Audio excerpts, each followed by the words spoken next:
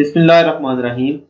ہمارا آج کا یہ سیشن پاک قطر فیملی تکافل کا ایک مختصر سا تعارف اور اس کے پلانز کی ڈیٹیل پہ ہوگا کہ یہ کون کون سے پلانز آفر کر رہی ہے اور کس طرح اس کو ہم لے سکتے ہیں۔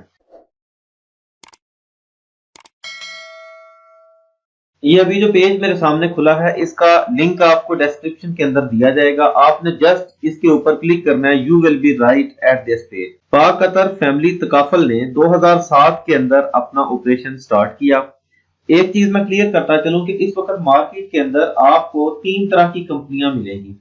کچھ کمپنیاں تو ایسی ہیں جو پیورلی انشورنس کمپنی ہے کہ جو تکافل نہیں کرتی، وہ صرف کنونشنل انشورنس ہی کرتی ہیں۔ کچھ کمپنیاں ایسی ہیں کہ جو صرف تکافل کرتی ہیں، وہ کنونشنل انشورنس نہیں کرتی، جیسا کہ داؤد فیملی تکافل، پاک قطر فیملی تکافل وغیرہ۔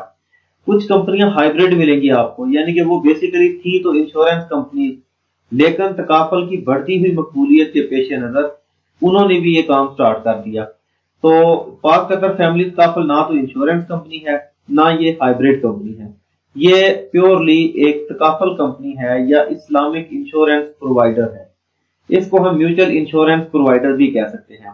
تو اس نے 2007 کے اندر اپنا کام سٹارٹ کیا اور اس وقت ایس ای سی پی کے پاس اس کا 1.81 بلین روپیز جو ہے وہ ایز پیڈ اپ کیپٹل جو ہے وہ پڑا ہوا ہے۔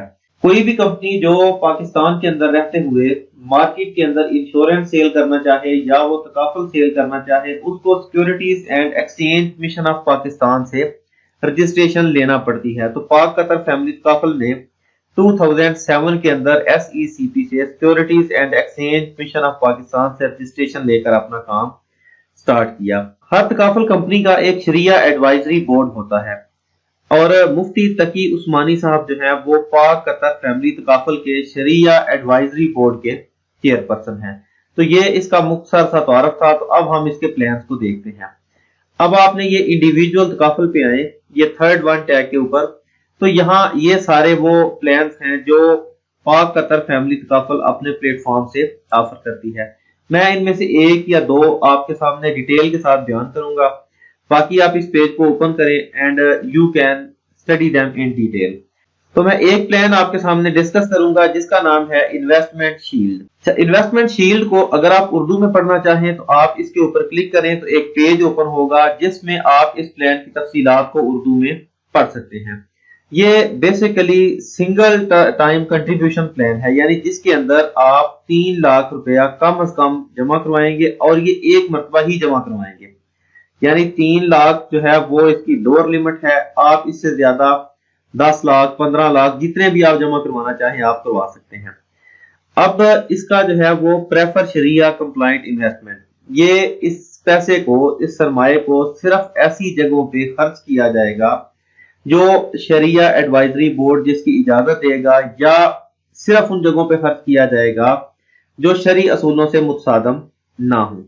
Can invest their wealth for a period of 5 to 10 years، کہ یہ پلان آپ 5 سے 10 سال تک لے سکتے ہیں، یعنی کم از کم اس کی جو ہے وہ لمٹ 5 سال ہے اور اس کی اپر لمٹ جو ہے وہ 10 سال ہے۔ 6 سال 7 سال 10 سال کسی بھی سال کے لیے آپ لے سکتے ہیں۔ اچھا، اس پلان کی جو میچورٹی ہے at the completion of term, یعنی کہ آپ نے 5 سال کا لیا تو آپ کی ٹرم 5 سال ہوگی، 10 سال کا لیا تو آپ کی ٹرم 10 سال ہوگی۔ At the completion of term you will be entitled to receive the full cash value available units in your secure wealth fund. آپ کے سیکیور ویلتھ فنڈ کے اندر جتنے بھی یونٹس آپ کے اویلیبل ہوں گے وہ آپ کو ملیں گے۔ But in case of death, natural death کی صورت میں دی نومینی اور beneficiary will be entitled either to 105% of total contribution, یعنی کہ ٹوٹل کنٹریبیوشن کا 105% جو ہے وہ اس کو پے کیا جائے گا۔ اب ان کیس آف ایکسیڈنٹل ڈیتھ، یعنی کہ یہ پہلے تھی اس کی سمپل میچورٹی اگر بندہ زندہ رہے، دوسری صورت یہ ہے کہ نارمل ڈیتھ کی صورت میں 105% اس کو ملے گا، اور ایکسیڈنٹل ڈیتھ کی صورت میں یہ جو 105 ملے گا اس کے ساتھ 1 ملین جو ہے وہ پلس اس بندے کے ورثاء کو، اس کے بچوں کو یا اس کے نومینی کو جو ہے وہ دے دیا جائے گا۔ یہاں پہ انہوں نے ایک ایگزامپل شیئر کی ہے۔ اب ایک بندہ ہے جس کی عمر 35 ایئرس ہے، اس نے 5 سال کے لیے پلان خریدا اور لم سم اماؤنٹ اس نے 10 لاکھ روپیہ جو ہے یعنی کہ 1 ملین اس نے جمع کروائی۔ अब हम इस हिसाब से देखेंगे कि उसको कितने पैसे मिलेंगे। अब उसकी जो बेनिफिट्स पेएबल हैं 5 साल के बाद, उसने, ये आप याद रखें ज़हन में कि उसने 10 लाख रुपया दिया है, अब 5 साल उसने अपनी टर्म पूरी की है। अब इवेंट 8%, 10% और 12%, इसका मतलब ये होता है कि अगर हालात बहुत बेहतर जा रहे हों तो मार्केट के, तो कंपनी हो सकता है कि आपको अपने टोटल प्रॉफिट का 12% शेयर करे। ऐसे भी हो सकता है कि वो 10% के हिसाब से ग्रोथ हो कंपनी के यूनिट्स की, इतना पे करे आपको, और ये भी हो सकता है कि ये 8% आपको पे करे। अब देखें, अगर तो कंपनी 5 साल के बाद ऑन कंप्लीशन ऑफ टर्म, आपकी टर्म कंप्लीट हो जाए और 8% के हिसाब से अगर आपको पे किए जाए, तो फिर आपको 12 लाख तकरीबन ये 80,000 रुपया जो है वो मिलेगा 5 साल के बाद, जबकि आपने दिया था 10 लाख रुपया। अब क्योंकि इसमें फिक्स नहीं होता, ऐसे भी हो सकता है कि कंपनी के जो यूनिट की ग्रोथ है वो 10% के हिसाब से हो, इस तरह आपको 14 लाख रुपया तकरीबन मिलेगा। और ऐसे भी हो सकता है कि कंपनी के यूनिट की ग्रोथ जो है वो 12% हो, और इस तरह तकरीबन 15.5 लाख भी आपको मिल सकता है। यानी सादा लफ्जों में, अगर 10 लाख रुपया आप 5 साल के लिए इन्वेस्ट करें, तो आपको 12 से 15 लाख के दरमियान दरमियान जो है वो कोई भी वैल्यू आपकी आ सकती है, जो पैसे आपको at the time of maturity या at the end of term आपको मिलेंगे।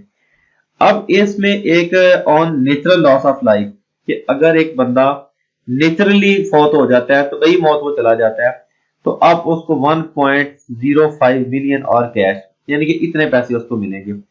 और अगर खुदा न खास्ता उसकी डेथ जो है वो एक्सीडेंटल हो जाए, तो फिर उसको एज अबव प्लस, यानी कि ये पैसे प्लस 1 मिलियन जो है ये उसको मिलेंगे। एक चीज यहाँ पे मैं और करना चाहूंगा कि बहुत सारे लोग जो हैं वो एक्सीडेंटल डेथ को क्लेम नहीं कर सकते। क्लेम करने का मतलब ये होता है कि एक बंदा खुदा न खास्ता किसी हादसे में वफात पा गया, अब कंपनी तो उस बात को तब एक्सेप्ट करेगी जब आप उसके पास किसी हॉस्पिटल का मेडिकली प्रूफ लेके आएंगे कि वो एक्सीडेंट हुआ, फलां हॉस्पिटल में गया, उन्होंने अपने मिनट्स लिखे कि ये बंदा इस तरह जो था वो आया था, इसका हादसा हुआ था।